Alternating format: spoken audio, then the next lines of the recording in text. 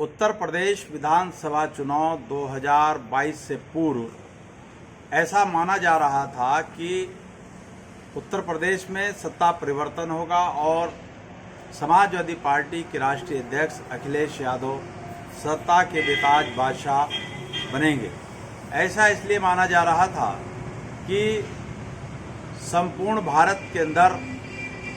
जिस तरीके से किसान 13 महीनों तक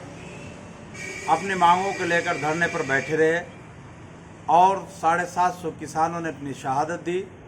उसके बाद जब सरकार को ये महसूस हुआ कि तुम्हारा सत्ता से जाना तय है, तब उन्होंने किसानों के आगे झुकते हुए इन तीनों कृषि कानूनों को वापस ले लिया। ऐसा माना जा रहा था कि जिस तरीके से SC, ST और OBC को जब संविधान में आरक्षण की व्यवस्था दी गई थी, उस आरक्षण पर शासक वर्ग द्वारा लगातार कुठाराघात करते हुए सरकारी उपक्रमों को निजी हाथों में बेचकर निजीकरण किया जा रहा था और उसके माध्यम से आरक्षण को चुपचाप तरीके से खत्म किया जा रहा था। बढ़ती महंगाई, भ्रष्टाचार, जराइम, क्राइम, हत्याएं और जनता का सरकार के ऊपर से उठता विश्वास, इन सब मुद्दों को लेकर ये महसूस किया जा रहा था कि उत्तर प्रदेश में सत्ता आएगी। उसी के चलते हुए अखिल भारतीय कांग्रेस कमेटी के तत्कालीन राष्ट्रीय सचिव और पूर्व विधायक इमरान मसूद ने 6 महीने पहले ये बयान देने शुरू कर दिए थे कि कॉमनल फोर्सेस को, सांप्रदायिक शक्तियों को अगर उत्तर प्रदेश में सत्ता में आने से कोई रोक सकता है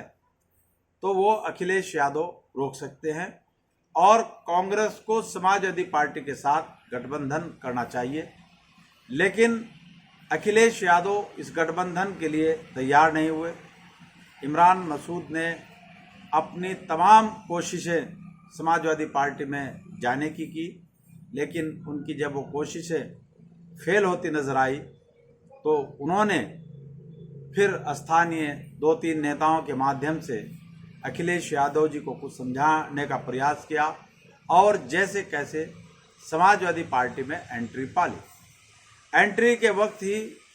अखिलेश यादव ने इमरान मसूद को ये कह दिया था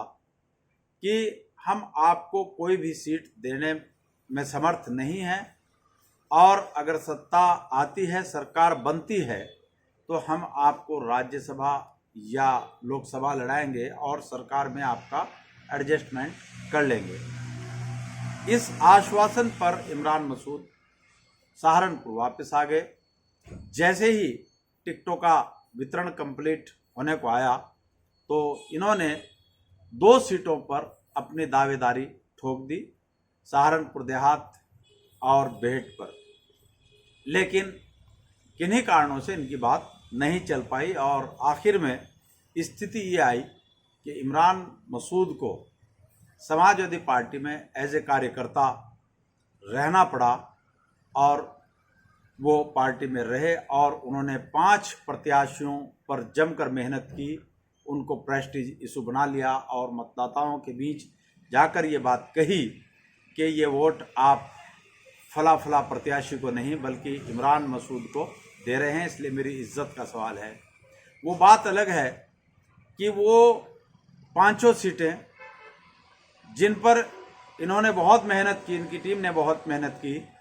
वो समाजवादी पार्टी हार गई और जिन 2 सीटों पर जहां मुस्लिम प्रत्याशी चुनाव लड़ रहे थे उन पर इनकी और इनकी टीम ने विरोध किया और औपचारिकता निभाने को कभी कभी ये मंच पर भी आए और बाद में परिणाम जब आए तो ये दोनों ही सीटें समाजवादी पार्टी जीत गई। अब जो चुनाव परिणाम आया, जिस तरीके से कांग्रेस का सफाया हुआ, बहुजन समाज पार्टी एक टिकट पर सिमट गई और 95% मुस्लिम का वोट लेने के बाद अखिलेश यादव का गठबंधन, सपा रालोद और जो ओम प्रकाश राजभर वगैरह थे, उनका गठबंधन 124 सीटों पर सिमट गया। वो बात अलग है कि उत्तर प्रदेश में प्रमुख विपक्षी राजनीतिक दल के रूप में समाजवादी पार्टी ने अपनी उपस्थिति दर्ज कराई। अब चुनाव परिणाम के बाद लोग खामोशी के साथ बैठे रहे और इस बात का इंतज़ार करते रहे कि माह रमज़ान गुजर जाएगा, ईद गुजर जाएगी और उसके बाद राजनीतिक दल अपने अपने राजनीतिक समीकरण सेट करते हुए नेता अपनी मनपसंद पार्टियों का चयन करेंगे और उन पार्टियों को छोड़ देंगे जहां उनको कोई उम्मीद नज़र नहीं आ रही है। इसी कड़ी में अब आज माह रमज़ान के बाद ईद का त्यौहार शांतिपूर्वक तरीके से निमट चुका है और धीरे धीरे उत्तर प्रदेश में नए राजनीतिक घटनाक्रम होने शुरू हो गए हैं। वो चाहे शिवपाल यादव और आजम खान के माध्यम से हो या अखिलेश यादव की योगी आदित्यनाथ की नरमी हो, बहुत सारे मुद्दे हैं, उन पर हम बात नहीं करेंगे। तो अब मामला ये आ रहा है सामने निकल करके कि सब लोग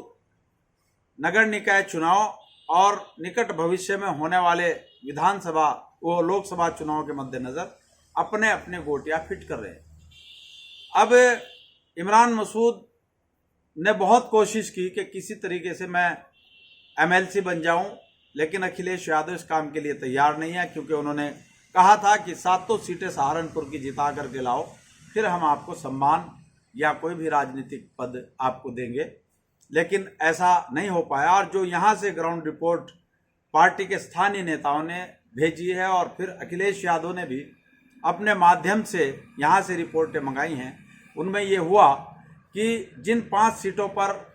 इमरान मसूद ने मेहनत की थी, प्रेस्टीज इशू बनाया था, 24 घंटे लगे रहे, रात दिन एक कर दिया, वो 5 सीटें समाजवादी पार्टी हार गई और जिन 2 सीटों पर मुखालफत की थी समाजवादी पार्टी, वो दोनों सीटें जीत गई। उसके बाद अखिलेश यादव ने भी मन बना लिया कि अब मुझे एमएलसी या जो भी राज्यसभा है वो मैं अपने हिसाब से, जो कद्दावर लोग होंगे चाहे वो हिंदुओं में हो या मुसलमानों में, मैं उनको दूंगा। सहारनपुर में ऐसा कोई चांस नहीं लगता कि किसी को इस तरह का कोई पद मिले। तो अब इमरान मसूद ने अपने राजनीतिक जोड़ घटा करने के बाद ये तय किया कि मुझे समाजवादी पार्टी में नहीं रहना और मुझे दूसरी पार्टी में जाना। इमरान मसूद के जो समर्थक हैं, जो उनके खास कार्यकर्ता हैं, उनसे उन्होंने विचार विमर्श करा, ऐसा सूत्र बता रहे हैं, और उसमें आया कि बसपा में हम चले जाएं। बसपा में मायावती पहले ही चुनाव के दौरान कह रही थी कि सहारनपुर का खुद को एक कद्दावर नेता बताने वाला मुस्लिम हमारे पास आया था और हमने उसको भगा दिया। और इमरान मसूद खुद भी ये जानते हैं, कोई बच्चे नहीं, बहुत अच्छे राजनीतिक हैं, कि बहुजन समाज पार्टी एक ऐसी पार्टी है कि वहाँ पर किसी की हेकड़ी नहीं चलती, वहाँ बहन जी को कोई मशवरा भी नहीं दे सकता, अपना गणित नहीं समझा सकता। वहाँ तो 1 मैन शो कार्यक्रम है, जो बसपा सुप्रीमो के दिमाग में आएगा उस विचार के मुताबिक पार्टी चलेगी, उसके मुताबिक वहाँ नेता टिकेगा, और वहाँ नेता तो होता ही नहीं, कार्यकर्ता होते हैं। तो इसलिए वो जानते हैं कि अगर हम उसमें चले भी गए तो वहाँ ये पता नहीं कि किस वक्त, क्योंकि वो प्रदेश अध्यक्ष को निकाल कर फेंक दिया, कई बार मंत्रियों को वो कभी गुण दो वो नहीं देखती, नफ़ा नुकसान नहीं देखती, वो एकदम निकाल करके फेंक देती हैं। तो वहाँ तो इनका जाना तय है नहीं, क्योंकि एक रिजल्ट और आया है गंगों में, जो इमरान मसूद के जुड़वा भाई हैं, वो इसी नीयत से गए थे कि चमार प्लस मुसलमान, SC प्लस मुसलमान, हम सीट जीत जाएंगे। लेकिन जब लोगों को ये महसूस हो गया कि ये हमारे फायदे के लिए नहीं बल्कि अपने फायदे के लिए चुनाव लड़ रहे हैं, क्योंकि नौमान साहब पहले कांग्रेस में थे, फिर सपा में रहे, सपा के बाद जो है फिर राष्ट्रीय लोकदल में गए, राष्ट्रीय लोकदल में से फिर वो वहाँ चले गए बहुजन समाज पार्टी में, और वहाँ पर वो तीसरे नंबर पर रहे। तो इसलिए इन्होंने बसपा का फिलहाल कोई इरादा छोड़ रखा है। अब इनकी जो प्लानिंग बनी है, इनका जो मामला बना है, वो ये है कि अखिलेश यादव के प्रति मुसलमानों में भारी आक्रोश है, और मुसलमानों का भी कहना है कि 95% वोट मुस्लिम ने अखिलेश यादव को जब दिया और तब भी वो सत्ता में नहीं आया, तो भविष्य में इससे बड़ा वोट कभी समाजवादी पार्टी को नहीं मिल सकता। तो अब जो आचार्य प्रमोद कृष्ण हैं कांग्रेस के नेता, उनके माध्यम से कई दफा प्रियंका गांधी और राहुल गांधी से अखिलेश इन्होंने अपनी बात कराई कि हम पुनः कांग्रेस में वापस आना चाहते हैं, लेकिन प्रियंका गांधी ने मना कर दिया। अब कई बड़े सूत्रों के माध्यम से, बड़े कांग्रेस के नेताओं के माध्यम से, जो हिंदू नेता हैं उनके माध्यम से फिर बातचीत चलाई और बातचीत कांग्रेस में वापसी की लगभग तय भी हो गई है।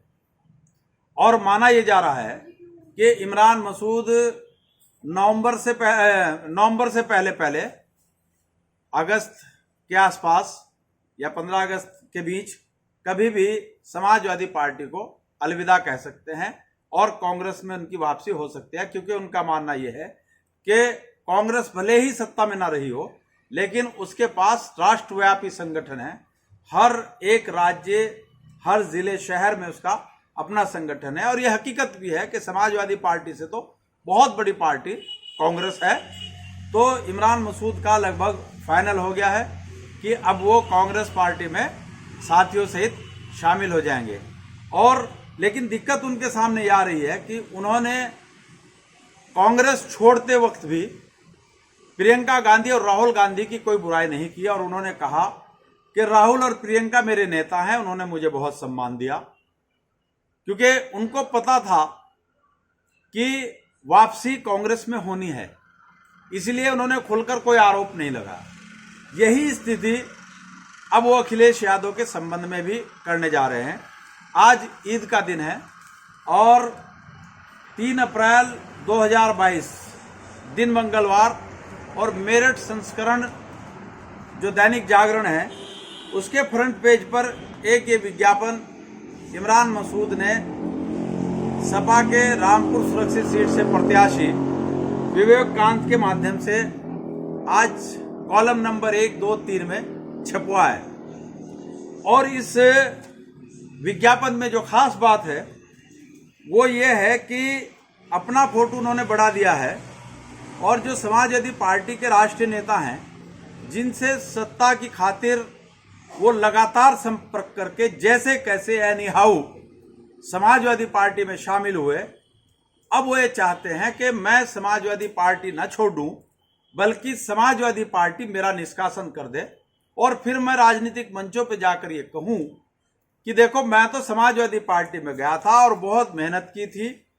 लेकिन समाजवादी पार्टी ने मुझे सम्मान नहीं दिया और मुझे निकाल दिया, इसलिए मैं फिर से कांग्रेस में जा रहा हूं। इस फोटो के विज्ञापन के अंदर खास बात यह है कि समाजवादी पार्टी के राष्ट्रीय अध्यक्ष, विधानसभा में प्रतिपक्ष के नेता, पूर्व मुख्यमंत्री अखिलेश यादव का फोटो अपने दामाद के बराबर में बहुत छोटा सा दिया है। यानी इन्होंने बताने की कोशिश की है कि मैं ही सुपर हूं, मैं ही सर्वोपरि हूं और अखिलेश कोई खास बड़े नेता नहीं है। इसीलिए उन्होंने अखिलेश यादव का जो फोटो है वो बहुत छोटा सा अपने दामाद के बराबर में दिया, और बराबर में फिर जयंत चौधरी जी का दिया, और सपा के जो स्थानीय नेता हैं या विधायक हैं उनका भी कहीं इसमें जिक्र नहीं किया गया। और उन्हें पता है, क्योंकि अच्छे राजनीति के अच्छे खिलाड़ी हैं, कि जब हम कोई भी पोस्टर देते हैं, कोई भी बयान देते हैं, तो उससे पहले सैकड़ों दफा उसका प्रूफ चेक किया जाता है, उसमें फोटो का क्रम देखा जाता है, किस क्रम पर किसका फोटो लगाना है, किस फोटो का साइज कितना रखना है, कौन से कॉलम में इसको छपवाना है, और ये तय करने के बाद फिर वो फाइनल होकर के प्रेस के अंदर जाता है। ये फोटो भी इसीलिए विज्ञापन प्रकाशित किया गया ताकि इसका संज्ञान राष्ट्रीय अध्यक्ष ले, क्योंकि आज ये विज्ञापन दैनिक जागरण में जो छपा है इसकी बड़ी चर्चा है, और इसको बाकायदा पार्टी के राष्ट्रीय अध्यक्ष ने भी मंगवाया है कि भाई जो लोग हमसे टिकट मांग रहे थे, हमारे ऊपर सिफारिशें लगा रहे थे, आज हमारे अंदर इतनी कमी हो गई कि उन्होंने हमारा फोटो ही इतना सा कर दिया। इस पर जल्दी ही कोई एक्शन लिया जाएगा। और जो कहानी मैंने आपको शुरू में बताई है, संभवतः ऐसा ही होगा। और आखिर में फिर बस एक बात यही कहूँगा, बता रहा हूँ कि इमरान मसूद एक बहुत बेहतरीन